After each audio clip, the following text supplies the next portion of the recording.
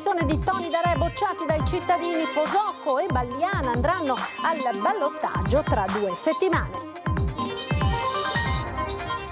Breganziol si riconferma roccaforte del centro-sinistra nella Marca. Elena Stocco batte con oltre il 51% delle preferenze il candidato del centro-destra unito Gianni Cestaro, che si ferma al 48,5%.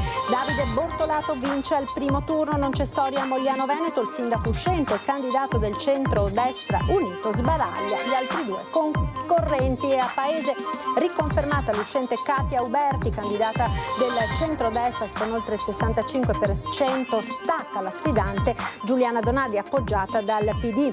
Dopo i veleni a quinto vince Ivano Durigon, candidato sindaco della Lega. L'appoggio di Fratelli d'Italia non basta a Stefania Sartori, che si piazza al terzo posto, battuta dal civico Miglioranza. Europee, Fratelli d'Italia boom in Veneto, segue il Partito Democratico, la Lega tiene, non si fa superare da Forza Italia, Vannacci ottiene tante preferenze anche a nord-est. Gli effetti del voto europeo in regione, il monito dei meloniani, il ciclo di Zaia è finito, Fratelli d'Italia vuole governare il Veneto. Telespettatrici e telespettatori di Antenna 3, buona serata e ben ritrovati con il TG di Treviso. Continuiamo quindi con la pagina dedicata alle elezioni amministrative, ora poi europee, dopo la lunga diretta con la quale vi abbiamo aggiornato in tempo reale con tutti i risultati ed i commenti di questa tornata elettorale. Ma per i comuni della Marca cominciamo subito da Vittorio Veneto, dove sarà ballottaggio tra Posocco e Balliana. La spaccatura che si è verificata quindi nella Lega con l'espulsione di Tony Darè è stata bocciata dai cittadini. Sentiamo quindi tutti i dettagli in diretta dalla nostra inviata a Vittorio Veneto, Lina Paronetto, con la collaborazione tecnica di Simone Merlo. A te Lina, buonasera.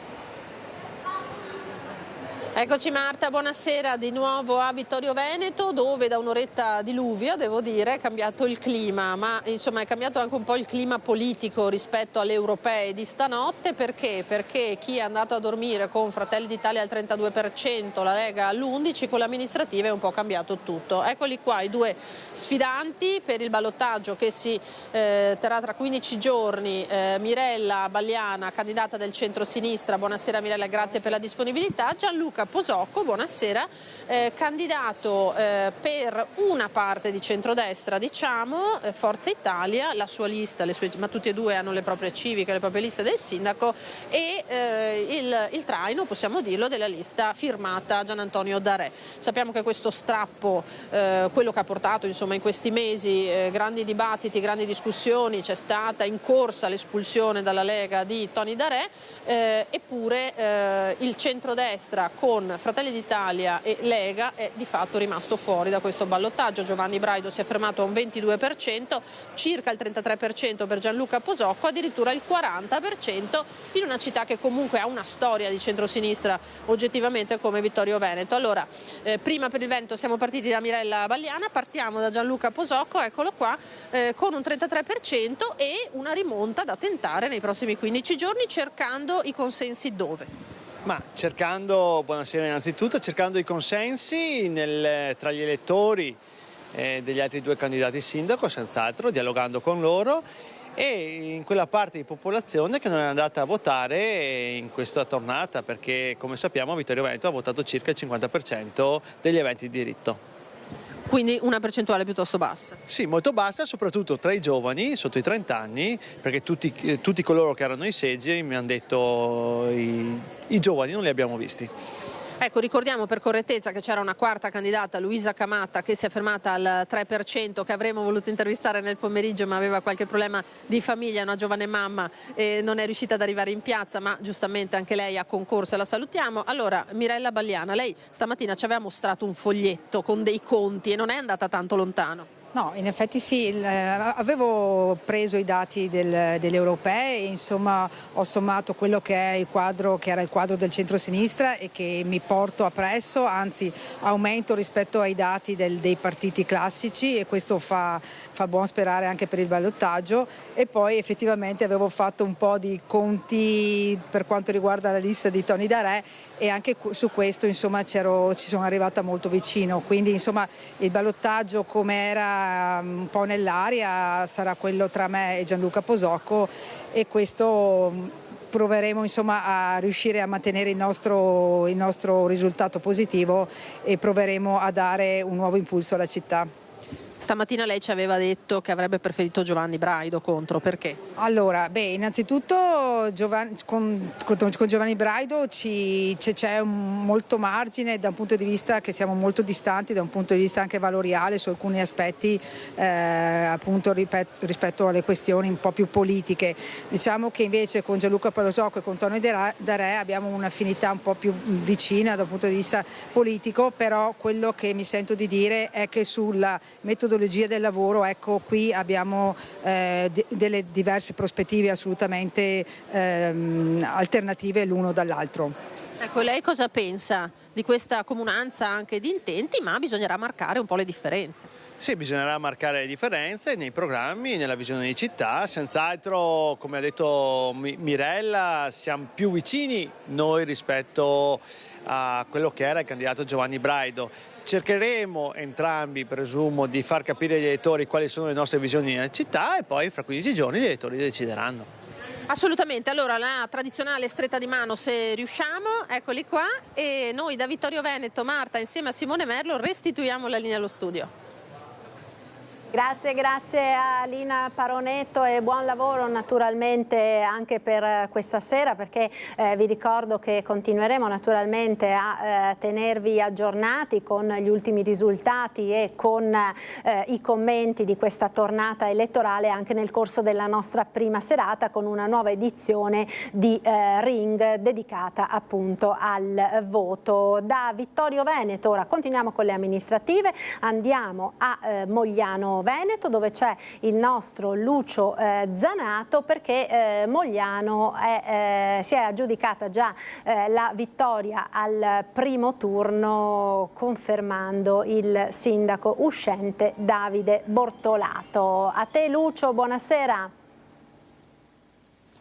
Buonasera Marta, buonasera ai telespettatori di Antena 3, siamo all'interno dell'aula consiliare perché fuori ha appena terminato un nubifragio su Mogliano Veneto. Sono con il sindaco inconfermato ma anche con Giacomo Nilandi del centrosinistra, che è il secondo arrivato, e devo dire il PD è il primo partito qui a Mogliano Veneto. Naturalmente vediamo un po' i dati, gli scrutini sono ancora in corso, almeno ufficialmente, quindi io posso dare quello che in questo momento viene dato dal Ministero dell'Interno, quindi siamo diciamo al 58,31% per Davide Bortolato, 35,68% per Giacomo Nilandi e Giuliana Tocchet al 6,01%. Questi sono i dati ufficiali, naturalmente loro hanno in ogni seggio hanno avuto i loro riferimenti e quindi di conseguenza sanno già esattamente come è andata a finire, e quindi il sindaco riconfermato. Intanto soddisfazione per essere passato già al secondo incarico al primo turno. Sì, grandissima soddisfazione, per me è la seconda volta, ma c'è sempre una grandissima emozione diventare sindaco di nuovo e governare la città per i prossimi 5 anni. È bello, insomma, il risultato è ottimo, 58%, oltre anche le aspettative. Insomma, i moglianesi hanno riconosciuto il grande lavoro che abbiamo fatto in questi 5 anni, abbiamo migliorato la città in tantissimi ambiti, abbiamo proposto un programma per continuare a farlo e quindi grande soddisfazione, un bel risultato. Invece Giacomo Nilandi, Partito Democratico, il primo partito qui a Mogliano, quindi come dire un'ottima opposizione che potrà anche incidere? Sì, viene premiato il lavoro che insieme a tanti altri stiamo portando avanti in città da più di 4 anni a questa parte. Per noi è una grossissima soddisfazione in un risultato che comunque è leggermente al di sotto delle nostre aspettative, però comunque possiamo dire che avendo tutti quanti i numeri a disposizione, 4 moglianesi su 10 hanno votato per noi, e contando anche i voti di Giuliana Tocchetti, insomma quasi la metà non ha in qualche modo riconosciuto positivamente l'amministrazione uscente, alla quale comunque vanno i nostri più cari complimenti per la vittoria, che va assolutamente riconosciuta. Da parte nostra faremo un'opposizione il più possibile sui temi, sui contenuti, ma come abbiamo fatto in questi 4 anni, senza lasciare nulla al caso. Portiamo comunque in Consiglio Comunale un gruppo consigliare completamente nuovo, per la maggior parte formato da giovani ragazzi under 35, e questo penso che anche questa sia una bella notizia per la città. Ecco, sperava naturalmente nel ballottaggio. Ma noi ci abbiamo sperato in realtà fino all'ultimo, sapevamo che comunque era una battaglia dura, perché purtroppo, a differenza dei nostri avversari, la nostra non era una coalizione del centro-sinistra al completo, perché mancavano i 5 Stelle e il Terzo Polo, che hanno fatto altri tipi di scelte, però pur non avendo queste due forze, comunque riuscire a raggiungere il 40% dei voti per noi è motivo di grandissimo orgoglio. Bordolato era un po' preoccupato per questo ballottaggio, ma anche per i voti che la Tocchetti le ha sottratto. Sì, il ballottaggio era sicuramente una preoccupazione, anche perché 5 anni fa rischiava di cambiare le carte in tavola, nel senso che al primo turno avevo il 5% in più rispetto all'avversaria uscente, l'Arena, e poi al ballottaggio ho vinto per 44 voti, quindi restava comunque un pensiero, un problema il ballottaggio. Non siamo arrivati al ballottaggio, anzi abbiamo stravinto al 58%, insomma, quindi è stata riconfermata la squadra unita del centrodestra ha vinto. Ecco, allora 2 dati invece per Preganziol. Ha vinto Elena Stocco del centro-sinistra col 50,81%, su Gianni Cestaro del centrodestra al 49,19%, quindi circa 200 voti. L'ultima immagine però ve la voglio regalare, è la stretta di mano tra Nilandi e il sindaco Bortolato, e con questa immagine vi restituisco la linea. Ecco, grazie allora a Lucio Zanato con la collaborazione tecnica di Nicoletta Rizzetto. Diceva il collega di Preganziol, dove appunto ha vinto Elena Stocco, delfina dell'uscente Paolo Galeano, candidata per il centro-sinistra, battendo l'imprenditore candidato dal centrodestra unito Gianni Cestaro. Sentiamo quindi l'intervista alla neosindaca di Preganziol. A questo punto vi faccio vedere i sorrisi qui dal comitato elettorale. Elena Stocco, signor sindaco, allora, primo commento. Grazie a tutti, grazie alla città di Preganziol, una vittoria sofferta, risicata, che ci riempie di gioia ma che ci carica anche di tanta responsabilità, di fare bene, di essere il sindaco di tutti, quindi passiamo questo momento di grande emozione e poi iniziamo subito a lavorare, perché è quello che la comunità ci richiede. Ecco, si parla di 200 voti di stacco da Cestaro, quindi è una vittoria netta, non al photo finish. Al cardiopalmo, al cardiopalmo. Io ringrazio tutte le persone che mi hanno dato fiducia, che hanno dato fiducia alla squadra, ma ripeto, con lo stile di responsabilità che ci contraddistingue inizieremo subito a lavorare, perché il territorio ci chiede questo, la città, le frazioni, c'è tanto bisogno di mettersi a lavoro, per cui godiamoci questo momento, ma poi bisogna partire subito. Ecco, però è un lavoro che continua, è un progetto che continua dopo Galeano. Sì, un progetto che continua, la nostra squadra si è ripresentata compatta, unita, con tante persone che hanno già fatto parte dell'esperienza amministrativa di questi 10 anni col sindaco Paolo Galeano, con tanti nuovi giovani, con tanti nuovi innesti. Ci sono le premesse davvero per fare bene. Ecco, dall'altra parte Cestaro dice, intanto vi fa i complimenti, però dice se fossimo partiti prima noi forse ci sarebbe stata più competizione. Io posso solo fare i complimenti a chi ha lavorato tanto, lo abbiamo fatto noi, l'ho fatto anche la parte avversaria, quindi non è il momento per valutazioni di questo tipo. Oltretutto il risultato che hanno avuto è stato sicuramente buono, per cui compito nostro lavorare e guardare avanti e cercare di unire il più possibile la comunità di Preganziol. Ecco, da dove ripartire, anzi di dove continuare? dove continuare dai tanti progetti che abbiamo avviato, dai cantieri che sono già in corso d'opera, quindi le piste ciclabili, nuovi spazi per la comunità, ma quello che mi preme è appunto partire dalle frazioni. Andrò personalmente a trovare le tante persone che vi abitano, gli esercizi commerciali, c'è tanto da fare e vogliamo partire subito carichi. Ecco, anche per lei a fare la differenza essere amministratore, cioè andare dalle persone più che l'appoggio dei partiti? Certo, questo è stato quello che ha caratterizzato la nostra campagna, essere squadra di persone tra la gente. La nostra è una compagine ampia, fatta di persone che lavorano nel territorio, che fanno volontariato, che esprimono il meglio che la comunità di Preganziol può rappresentare. Partiamo dalle persone, dai candidati e andiamo noi stessi a parlare. Restiamo a Preganziol, sentiamo il candidato sconfitto del centrodestra, Gianni Cestaro, intervistato sempre dal nostro Lucio Zanato. Dobbiamo fare i complimenti alla sinistra che ancora una volta si riafferma qui a Preganziol. È uno zoccolo veramente duro, io ci ho messo l'anima, ho cercato di dare ai cittadini un'opportunità diversa, si vede che si accontentano così. Comunque complimenti alla Stocco e a tutto il suo team, Galeano vuol dire che ha sempre seminato bene. Resta il rammarico di quel 40% che non va mai a votare e non si capisce dove avrebbe potuto fare la differenza.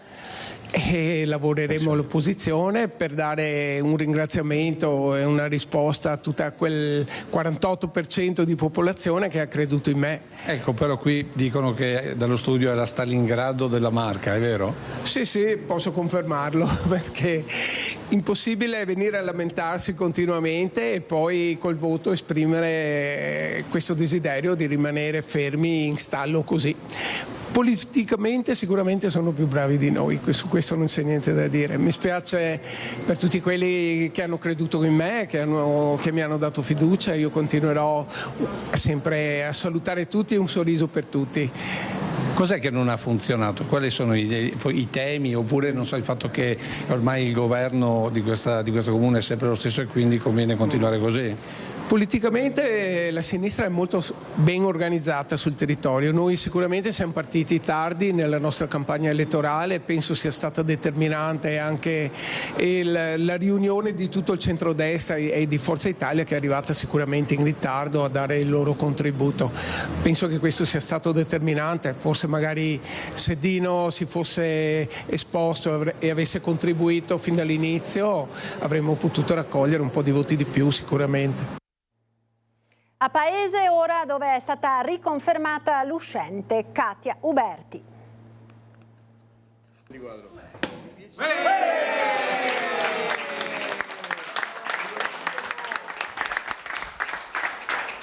Si riconferma alla guida di Paese la sindaca uscente Katia Uberti con circa il 65% di preferenze. Resta indietro la sfidante Giuliana Donadi, che correva per il centro-sinistra appoggiata dal Partito Democratico e una lista civica. Un distacco che conferma l'affezione al centrodestra di uno dei 4 principali comuni della Marca chiamati alle urne.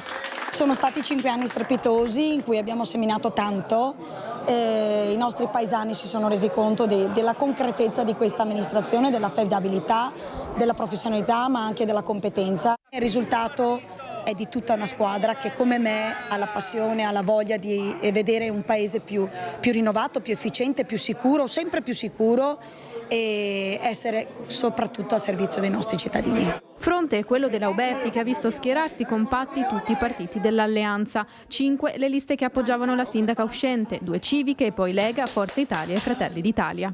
E la riconferma del centrodestra è avvenuta anche nel 2024. Il suo cuore però batte verde. Verdissimo. Verdissimo, però sono soddisfatta anche, la Lega si è dimostrata il primo partito, quindi Paese da una vita ormai dal lontano 95 è una roccaforte della Lega e quindi ne andiamo molto fieri. Davanti dunque altri 5 anni di lavoro.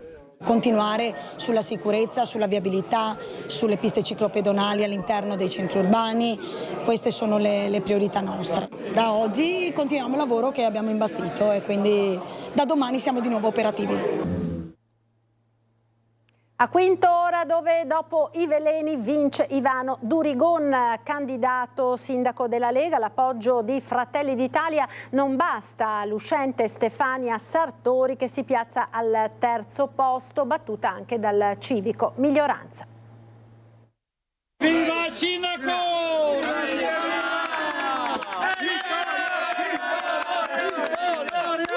Bella lotta, dai.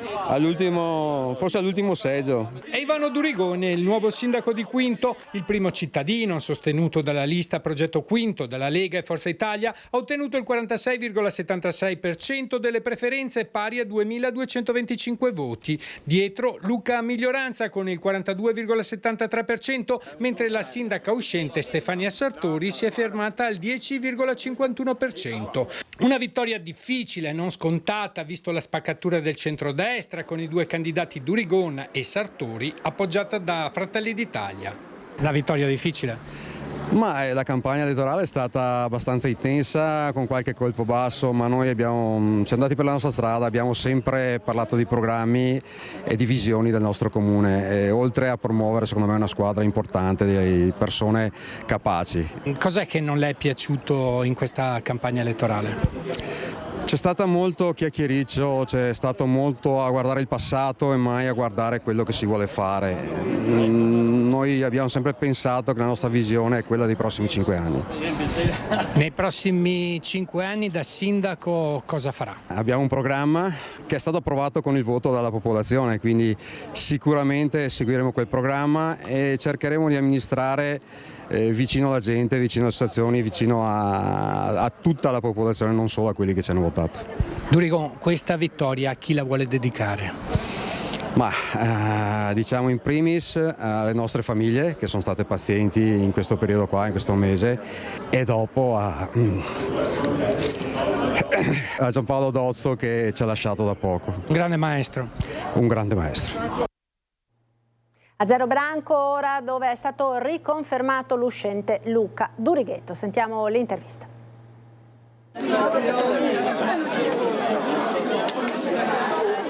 Circondato da una folla di amici, al suo arrivo alla palestra comunale, Luca Durighetto festeggia un vero plebiscito di voti, ottenendo il 72,62% dei consensi, diventando per la seconda volta consecutiva sindaco di Zero Branco. Segue Luigi Cecconi, che ha raccolto il 27,38% dei voti, con l'appoggio di Forza Italia, Civiche, PPE, Lega, Fratelli d'Italia. Ma senta sindaco, lei un successo così se lo aspettava? Una cosa è il ritorno positivo rispetto a quello che si è fatto, un'altra è quella che le persone decidono di darti fiducia per ulteriori 5 anni, e questo senz'altro il dato ci ha sconvolto in positivo. Ecco. Le prime cose che farà da sindaco? Abbiamo alcune cose che sono in itinere, che devono assolutamente essere concluse. Naturalmente il tema dell'ambiente, della tutela dell'acqua e dell'aria, ma poi anche qualche piccola opera e soprattutto un rinverdimento, un rimboschimento della nostra comunità. Questa vittoria a chi la vuole dedicare? Vorrei dedicarla alla comunità di Zero Branco, perché siamo tutti qua, sia noi che l'altra lista, tutti avevamo come obiettivo quello di cercare di migliorare il nostro paese, il nostro territorio, quindi è una vittoria, se così vogliamo chiamarla, o comunque è un impegno, ecco, che noi ci sentiamo di prendere nei confronti dei nostri concittadini per il prossimo quinquennio. C'è una persona speciale che è venuta a festeggiare? Sì, tra le tante persone speciali c'è mia nonna che compirà tra pochissimo 99 anni. Signora, è contenta? Grazie, ma no poco, tanto sì. È la seconda volta che viene, 2 volte ha vinto, lei porta fortuna. Sì, e anche ho detto, ho compiuto i 100 anni, sono contenta che abbia fatto. Quando che ti compirà. Ed ora passiamo alle europee. Per quanto riguarda naturalmente le amministrative, state continuando a vedere nei titoli in sovraimpressione, scorrono i nomi dei sindaci dei 55 comuni che andavano al voto in questa tornata elettorale in provincia di Treviso. Passiamo alle europee, perché Fratelli d'Italia ha fatto davvero un boom in Veneto, segue il Partito Democratico, la Lega tiene e non si fa superare da Forza Italia, Vannacci ottiene tante preferenze anche a nord-est. Un assessore regionale, 2 consiglieri regionali, 2 parlamentari, 3 sindaci, cioè non ci siamo risparmiati. Abbiamo cercato di essere quanto più rappresentativi dei territori possibili. Questa è la strategia che per Luca De Carlo, coordinatore regionale dei meloniani, ha portato Fratelli d'Italia a primeggiare senza se e senza ma in Veneto, dove il partito della Premier fa la sua migliore performance a livello nazionale, 37,6% il risultato finale, in crescita rispetto alle politiche del 2022 di oltre il 7%, 230.000 le preferenze per Giorgia Meloni, seguita da Elena Donazzan, che in regione supera le 60.000, vincendo il derby tutto vicentino con Sergio Berlato, che tornerà a sua volta a Bruxelles. Tra i veneti anche il veronese Daniele Polato. Seconda formazione è il Partito Democratico, che sfiora il 19%, oltre il 25% se si guarda all'intera circoscrizione. Passano insieme a Stefano Bonaccini la vicentina Alessandra Moretti e il padovano Alessandro Zan. Siamo il primo partito sull'asse Patreve, il primo partito a Padova, Venezia, a Treviso. Questo ci fa ben sperare rispetto al futuro. Resiste al terzo posto la Lega, ma il più votato non è un leghista ad hoc, bensì Roberto Vannacci. Oltre 70.000 i veneti che hanno scritto il suo nome, 140 a nord-est. Tranchant l'assessore regionale Roberto Marcato, tra i più critici nei confronti del generale. Mettiamoci una decima sopra, scrive sui social. Segue la friulana Anna Maria Cisint, la sindaca anti-Islam di Monfalcone. Lega che però tira un sospiro di sollievo, non c'è stato il sorpasso, almeno in Veneto, di Forza Italia, registrato invece a livello nazionale. Antonio Tajani e Flavio Tosi da parte loro hanno superato entrambi i 30.000 voti, ma probabilmente a scattare, viste le probabili rinunce, alla fine sarà la friulana Sandra Savino. Quinta formazione a sorpresa è l'Alleanza Verdi-Sinistra. Mimmo Lucano, già candidato in altre circoscrizioni, potrebbe lasciare il seggio alla consigliera regionale Cristina Guarda. Per me è sostanziale l'impegno nei prossimi anni nella materia dei PFAS, della difesa dei cittadini, della salute e dell'ambiente dalle sostanze chimiche dannose e cancerogene che hanno causato più di 4.000 morti in più nel territorio più contaminato. Sopra la soglia di sbarramento il Movimento 5 Stelle. Sabrina Pignedoli sarà la sola a rappresentare il nord-est per i grillini. Un altro dato che secondo me è da rilevare in maniera negativa è il forte astensionismo che c'è stato. Questo sicuramente non è un dato positivo, proprio perché vuol dire che gli italiani vedono ancora molto lontana l'Europa. Astensionismo che in Veneto ha segnato un nuovo record. Un elettore su 2 di fatto non ha votato per le europee. Sopra la soglia di sbarramento, ma solo in Veneto Azione non basta per evitare la debacle. Ed il governatore Zaia riconosce la vittoria di Giorgia Meloni, ma ricorda anche i rovesci degli ultimi leader che si sono affermati alle elezioni europee. Intanto il suo assessore Elena Donazzan di Fratelli d'Italia vola a Bruxelles con 60.000 preferenze e si dice pronta per tornare a guidare la regione da presidente. La vincitrice di queste elezioni è sicuramente una leader che è Giorgia Meloni, dopodiché abbiamo visto anche in passato dei grandi exploit come il nostro nel 2019 con un Veneto che era quasi al 50%, 49,9% con Matteo Salvini, e 5 anni prima sempre alle europee Matteo Renzi che fece il 42% in Veneto. Diciamo che natura non faccia il salto, la vera sfida adesso è mantenerli i voti. Più che riprendere i voti, la vera sfida è mantenerli. Zaia lo ripete più volte, ricordando le cadute di politici italiani che poco prima erano stati protagonisti di straordinari exploit alle elezioni europee. Questo risultato è oltre le mie aspettative, però è anche il giudizio che io avevo chiesto al Veneto e ai veneti soprattutto. Con 63.000 preferenze, Elena Donazzan è stata dopo Giorgia Meloni la più votata di Fratelli d'Italia nella circoscrizione nord-est. Assessore regionale al lavoro e all'istruzione dal 2005, vola a Bruxelles dopo essere stata per quasi 20 anni accanto a Zaia, prima quando lui era vicepresidente di Galan, poi nelle 3 giunte da presidente. Oggi, che dopo 2 decenni le loro strade si dividono, Zaia reagisce così ad una domanda sui festeggiamenti per l'elezione del suo assessore. Intanto mi piacerebbe sapere chi ti ha detto che ho abbracciato Elena Donazzan. Io le ho solo fatto i complimenti perché penso che un assessore mio quando ha un buon risultato è giusto complimentarsi, punto. Ecco, detto questo, ti ha anche detto che ha portato le paste? Allora te lo dico io. Col 37,6% Fratelli d'Italia è il triplo dei voti della Lega e quando tra poco si voterà per le regionali, Elena Donazzan è pronta a tornare a Venezia per candidarsi alla guida del Veneto. È sempre il mio sogno, quello resta, io non cambio idee e neanche posizioni. Nel caso in cui non dovesse esserci una modifica di legge, quindi Zaia non potesse più fare il presidente, Fratelli d'Italia potrebbe non rivendicare ma proporre una candidatura alla presidenza. E non nascondo che tra questi io metto sempre la mia disponibilità al servizio dei veneti e di Fratelli d'Italia. Più che le percentuali dei partiti, Zaia sottolinea un altro dato: per la prima volta alle europee non si è superato il 50% dei votanti. In Veneto il tasso di affluenza è stato del 52,6, 10 punti in meno rispetto al 2019. Guardate che è inquietante vedere che sono delle regioni, soprattutto le isole, che hanno fatto un 36-37% di affluenza alle urne, ma al di là del fatto che valutazioni politiche vogliamo fare con dati con un'affluenza delle urne quando il 60% dei cittadini se ne sta a casa. Il consenso va, diciamo, con delle curve che sono veramente delle montagne russe. Vedremo al prossimo giro cosa ci consegnerà. E sulla questione candidato alle prossime regionali, candidatura rivendicata da Fratelli d'Italia, interviene il sindaco di Treviso Mario Conte, che dice facciano pure, anche noi faremo il nostro nome, ma poi c'è il sogno di Raffaele Speranzon. Sentiamo. Se la democrazia ha un senso, e per noi la democrazia è la ragione per cui noi facciamo militanza politica, i veneti hanno già deciso chi deve guidare questa regione. Raffaele Speranzon dal quartier generale di Mestre lo ha ripetuto come un mantra: il prossimo candidato presidente per la regione del centrodestra spetta a Fratelli d'Italia. Di fronte a quel 37% non ci sarebbero più dubbi, e lo dice anche nel corso della nostra edizione speciale, mentre in studio c'è il sindaco di Treviso Mario Conte, che però non si scompone. Io credo che ovviamente Fratelli d'Italia con questo risultato giustamente pretende a esprimere il candidato, e io sono il primo che dice che lo esprimano.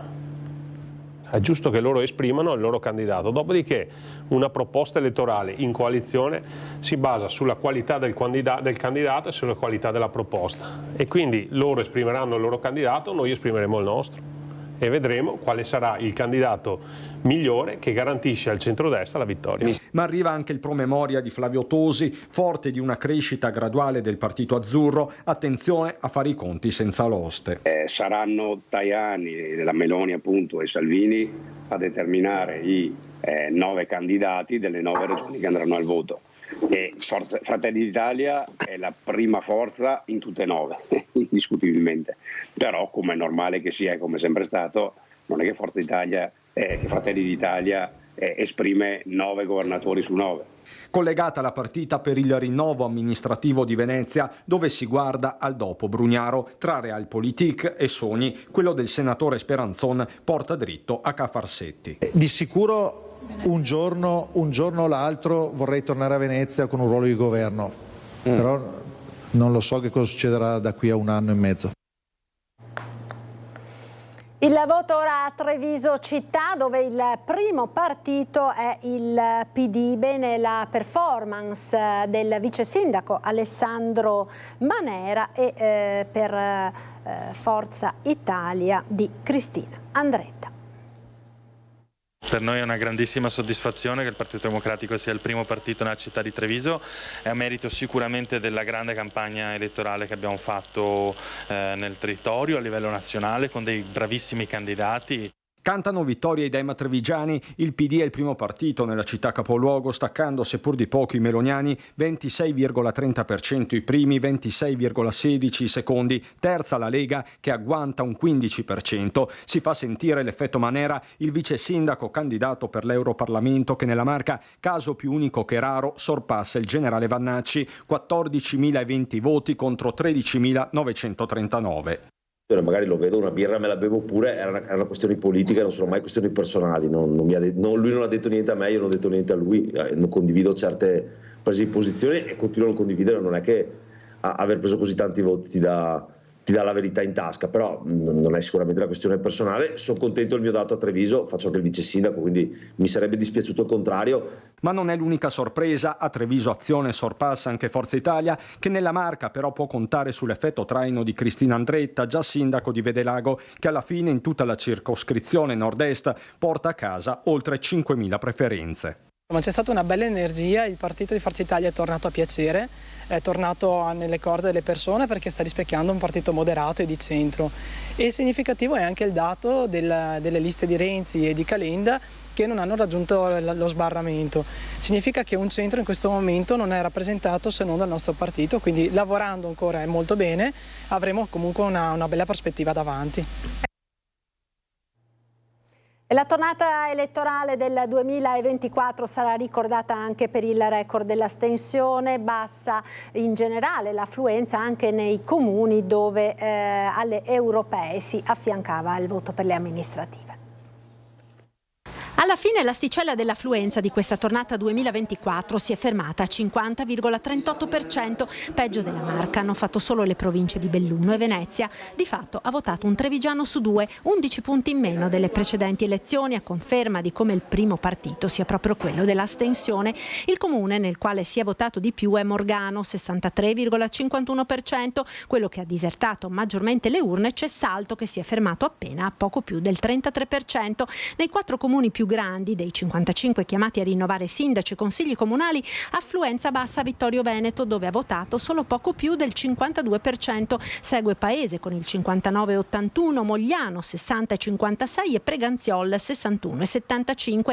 Ed il superamento del quorum, fissato al 40%, già alle 19 ha anticipato di fatto a ieri sera l'elezione dei sindaci dei 5 comuni che avevano un solo candidato, riconfermati a Meduna, Arnaldo Pittona, Sarme dell'Eri Pizzol, a Ormelle, Andrea Manente, Mauro Canal a Refrontolo e Nicola Fantuzzi a San Polo di Piave.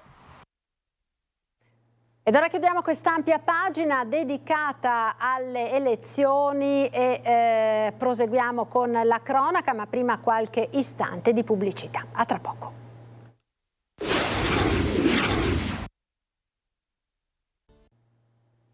Eccoci nuovamente in diretta con il telegiornale di Treviso. Siamo alla pagina della cronaca con la provincia che è stata nuovamente colpita da un'ondata di maltempo e fulmini con numerosi interventi. Sentiamo.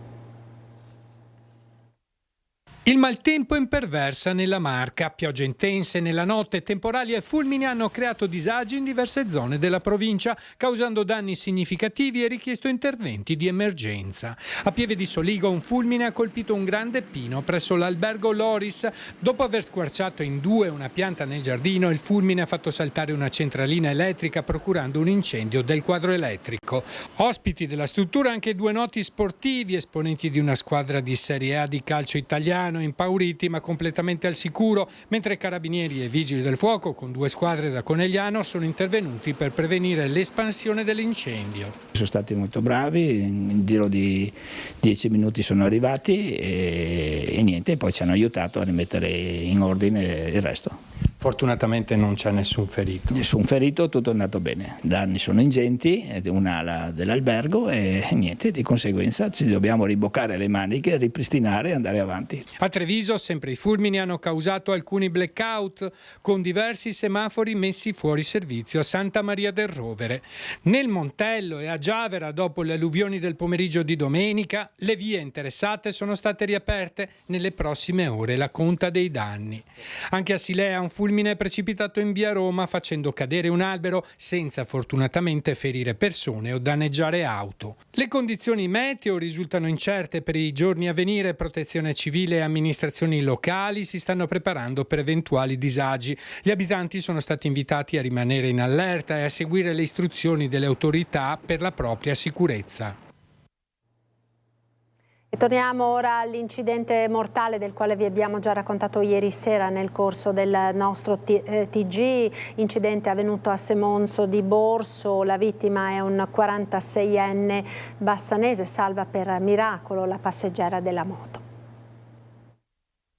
Lo scooterone ha sbandato improvvisamente ed è finito contro un muretto di cinta a pochi passi da un contatore del gas in via Molinetto a Semonzo, frazione di Borso del Grappa. Un forte boato, poi le fiamme. La vittima è Gianni Aguardo, 46 anni, residente a Bassano. Con lui c'era una giovane donna 27enne che miracolosamente si è salvata ed è stata trasportata con ferite lievi in ospedale a Montebelluna. L'ennesimo incidente stradale nella Marca ed ancora una vittima. Ora la Polstrada è intervenuta sul posto, dovrà ricostruire la dinamica e capire cosa ha provocato l'uscita di strada della due ruote. Lo schianto è stato violentissimo. Il 46enne è stato sbalzato a qualche metro uccidendolo sul colpo. Lo scooterone 250 ha preso fuoco. Sul posto anche i vigili del fuoco, gli operatori del SUEM 118. Un automobilista che ha assistito al gravissimo incidente ha visto il Centauro che all'improvviso ha sbandato verso la sua destra. La strada che collega la Pedemontana al Bassanese, dove è avvenuta la tragedia, non è nuova a incidenti, anche se non di questa gravità.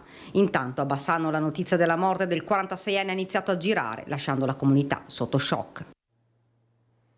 Ed un altro incidente si è verificato questa mattina in via Sant'Elena Trevignano, un frontale tra un'auto ed un furgone. L'automobilista è rimasto incastrato all'interno dell'abitacolo ed è stato estratto dai vigili del fuoco intervenuti sul posto. L'uomo è stato poi soccorso dai sanitari del 118 e trasportato all'ospedale di Montebelluna. Sul posto anche i carabinieri per i rilievi e da accertare quelle che sono le responsabilità del sinistro.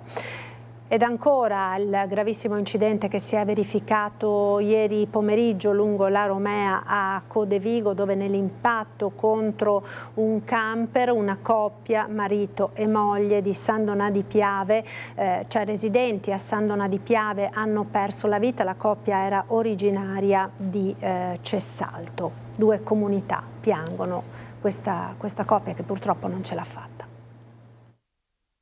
Una vita dedicata al volontariato, due persone conosciute e stimate da tutti. Un frontale tra la loro auto ed un camper guidato da un turista tedesco ha messo fine alla vita di Giovanna Buso, 76 anni, originaria di Cessalto ma residente a San Donà di Piave, e al marito Ignazio Bertani, 81 anni. La tragedia è avvenuta sulla Romea nel comune di Codevigo. Ferita la badante della coppia che si trovava in auto con loro dopo una trasferta a Rimini. Secondo una prima ricostruzione, la Citroen C4 con a bordo i due coniugi avrebbe invaso la corsia opposta, forse per un sorpasso azzardato o per un malore improvviso. L'impatto violentissimo, gravemente ferito anche il guidatore del camper, trasportato in ospedale a Padova. La 76enne aveva lavorato per anni come estetista a Oderzio e Pordenone, il marito era invece geometra e aveva insegnato per anni matematica. Negli ultimi tempi l'81enne aveva iniziato a soffrire di Alzheimer e la moglie era sempre stata accanto al marito ed era diventata presidente dell'associazione di volontariato Condividendo, attiva nella prevenzione e sostegno alla rete familiare. Ladri di rame in azione a Istrana, dove in un'azienda è stato rubato 1,5 tonnellate del prezioso metallo. 3 persone in manette. Un piano studiato nei minimi dettagli. 3 ladri sono finiti in manette per furto aggravato in concorso. A segnalare ai carabinieri un possibile accesso di estranei in un capannone di una ditta di via Brigata Marche ad Istrana alcuni cittadini. Sul posto, per un sopralluogo, i militari dell'Arma assieme ai dirigenti dell'azienda. Sparse a terra sono state trovate numerosissime guaine di cablaggio elettrico. Perlustrando tutta l'area hanno scoperto, oltre a diversi punti di raccolta di guaine tagliate, alcuni sacchi bianchi accantonati nelle parti più nascoste del capannone, pieni zeppi dello stesso materiale, pronti per essere caricati. È bastato un sopralluogo veloce per accertare che a diversi macchinari industriali in disuso erano state sradicate le componenti elettriche. Immediato l'appostamento dei carabinieri, visto che la merce doveva essere prelevata dai ladri. Sabato è scattata la trappola. Sul posto è arrivato un furgone con targhe coperte per eludere le telecamere di videosorveglianza. I 3, un 39enne di origine slovena, autista del mezzo e ritenuto la mente del terzetto, ed un 31enne ed un 40enne croati, tutti probabilmente legati tra loro da vincoli di parentela. Sono stati fermati dopo che avevano caricato il materiale e stavano per uscire dalla ditta. Uno è stato bloccato subito, gli altri 2 sono stati fermati dopo una breve fuga. Perquisito il veicolo, trovati 16 sacchi contenenti più di 1400 kg di fili di rame per un valore di circa 12.000 euro, oltre ad una cesoia di grosse dimensioni utilizzata per tranciare la catena del cancello di accesso all'immobile. I 3, evidentemente per ondare sospetti, si erano anche muniti di tute da lavoro lavoro e Caschetti. Gli arresti sono stati convalidati, resta in carcere il 39enne, l'obbligo di dimora con presentazione alla polizia giudiziaria per i 2 complici.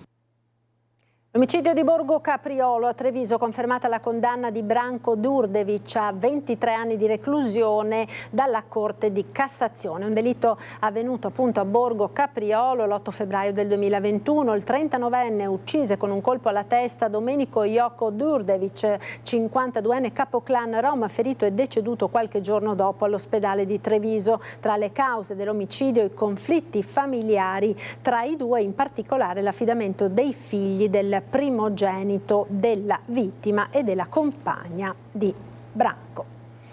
Flash mob oggi a Treviso, in Viale della Repubblica, ad una settimana dal tragico incidente nel quale ha perso la vita la 38enne Giulia Unari. Necessario mettere in sicurezza questa strada. Non è possibile che le persone ritengano di poter utilizzare queste scatole di metallo, che sono delle armi mortali, senza fare attenzione al contesto. Ad una settimana dal tragico incidente di Viale della Repubblica, FIAB convoca un flash mob nel ricordo di Giulia Mauri, deceduta in ospedale dopo le gravissime ferite riportate dall'investimento. Stava percorrendo la pista ciclabile di strada Ovest in sella alla sua bici quando, a pochi metri dall'incrocio con via Pisa, all'altezza del ponticello sul Botteniga, è stata travolta da un furgone. In 50 si sono ritrovati nello stesso luogo e alla stessa ora in cui Giulia Munari è stata brutalmente investita. Una bici dopo l'altra, fino a creare una pista ciclabile umana per sensibilizzare gli automobilisti e l'amministrazione sul tema della sicurezza stradale. L'ennesima vita è stata spezzata in uno scontro stradale che poteva essere evitato. Con i nostri corpi, con le nostre biciclette ci siamo disposti lungo la linea tratteggiata della ciclabile per chiedere la possibilità di muoverci in sicurezza in città.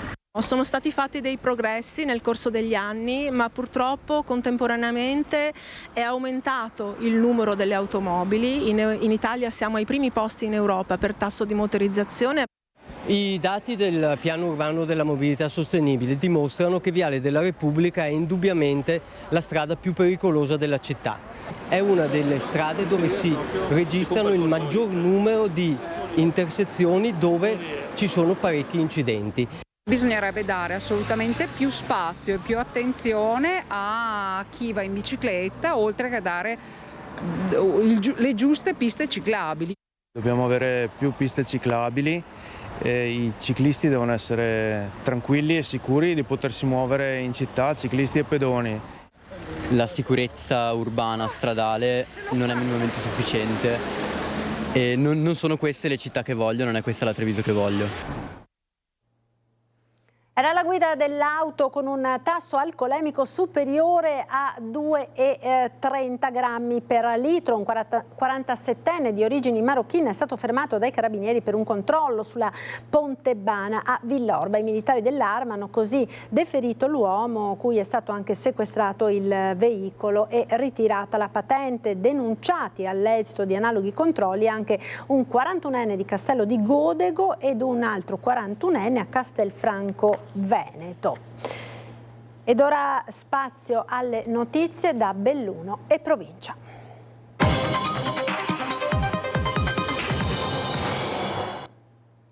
Anche per quanto riguarda Belluno, un'ampia pagina in primo piano dedicata all'esito delle elezioni amministrative a Ponte nelle Alpi. Il risultato clamoroso delle urne premia la candidata indipendente sostenuta dal centrodestra Elena Levorato, che batte l'ex parlamentare del PD e già sindaco Roger Demenec.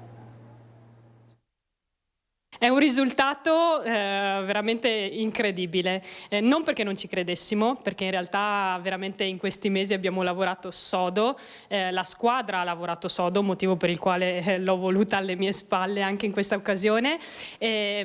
Sicuramente la soddisfazione che i cittadini hanno creduto in quello che io ho sempre definito il nostro progetto. Elena Levorato è la prima sindaco donna di Ponte nelle Alpi e la seconda nella storia del comune d'area di centrodestra. Con il 56,19% di preferenze ha battuto l'avversario Roger De Menec, amministratore politico di lungo corso, che con umiltà, dopo aver lasciato i palazzi romani, aveva deciso di rimettersi a disposizione dei suoi cittadini. Levorato, civica indipendente, pur sostenuta dal centrodestra, rimarca la sua distanza dalla politica e così risponde a chi è già iniziato a marcare il territorio. Come ho sempre ribadito in tutte le occasioni di incontro, non sono iscritta a nessun partito politico, ma perché questo ci tengo a precisarlo, semplicemente per dire ai cittadini che il mio interesse è veramente per la comunità. Già nel pomeriggio la prima riunione operativa in vista della presentazione della squadra, nella sede elettorale l'incontro con i sostenitori. E un grazie ai cittadini che ci hanno dato veramente una fiducia, credo, senza paragoni, nel senso che oggi abbiamo comunque avuto conferma di quello che insomma è stato il nostro lavoro negli ultimi mesi, con 8 seggi su 8, quindi credo sia il risultato parla da sé.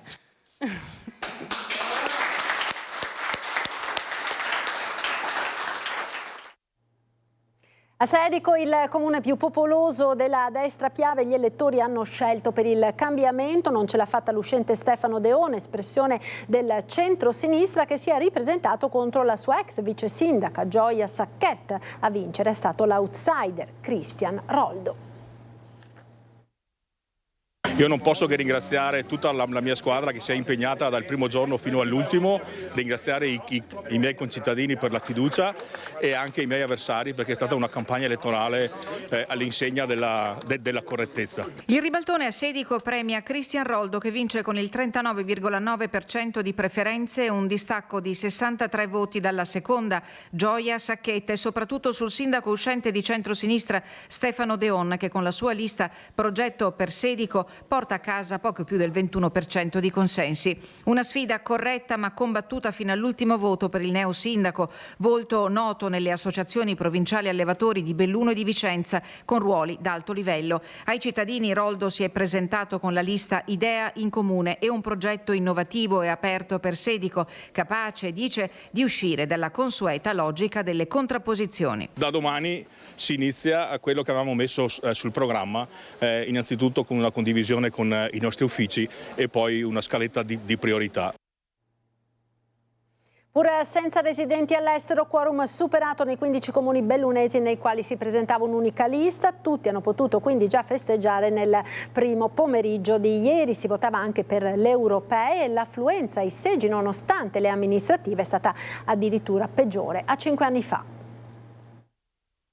Sarà che non c'era un candidato, uno, in rappresentanza della montagna bellunese, sarà per il voto distribuito per la prima volta nelle giornate di sabato e domenica, anziché domenica e lunedì. Fatto sta che in provincia l'astensionismo è stato preponderante. Il dato delle europee di domenica sera rispetto a 5 anni fa è stato di gran lunga peggiore, quasi 10 punti percentuali in meno, superando di poco la soglia del 40%. A Soverzene ha votato il 18% degli aventi diritto, a Fonzaso il 24,9%, a Lamone il 24,6% e Val di Zoldo 24,7%. Meglio è andata nei 15 dei 31 comuni dove si votava anche per il rinnovo amministrativo. L'incognita del quorum al 40% senza gli elettori iscritti negli elenchi dei residenti all'estero è stata superata ben prima della chiusura dei seggi. Nel pomeriggio perciò si è festeggiato ad Alleghe per la conferma di Danilo De Toni. A Calalzo con il nuovo sindaco Luca Fanton, in continuità amministrativa con l'uscente Luca De Carlo.